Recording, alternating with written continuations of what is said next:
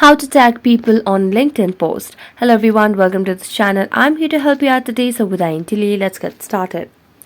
So first of all, let's launch the LinkedIn application on your device and make sure you are logged into your account.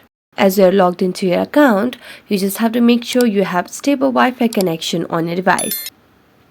So what you can simply do is tap on the post option at the bottom of the screen.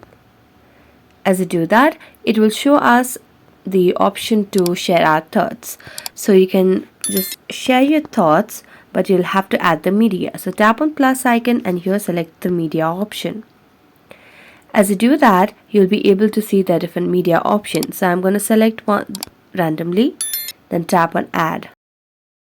So as you tap on add, you can simply see this person icon at the bottom of the screen. So tap on it, and as you do that, here you can just search for different people. So I'm just going to select randomly and then tap on done.